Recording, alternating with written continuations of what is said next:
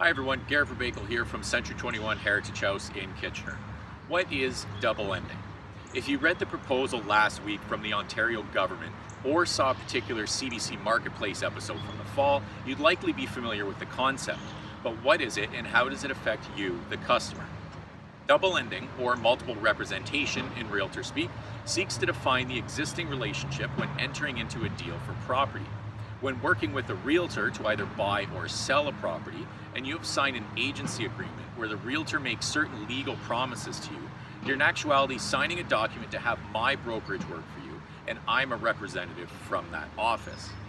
With this in mind, multiple representation occurs when the same office represents more than one side in a particular transaction. It can occur in a number of different ways, where I am representing two parties competing to purchase the same property, where I am representing someone selling a property and someone trying to buy that same property, where there are two agents in the office working with their clients competing to purchase the same property, or where an agent works with their client to buy a property listed by an agent in their office. Now, the process itself is entirely legal in Ontario. Granted, some provinces also prohibit the practice. Some agents don't like the practice at all, and some are just fine with it.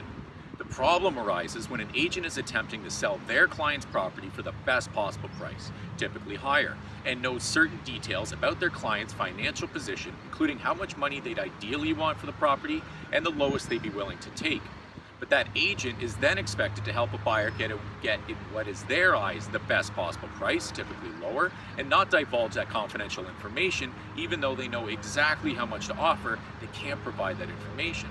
This is not to say realtors are untrustworthy, far from it. Merely, with an agent worried about how much they're giving away and trying not to cross any legal boundaries, how good of advice are they able to provide?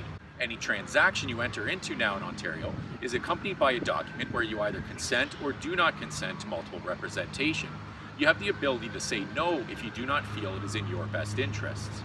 If you're working with another agent, ask them how they feel about the subject and how they would handle the situation if it ever arose, because they typically be due a double commission if the deal closes, unless you have made special arrangements in the event this ever occurred.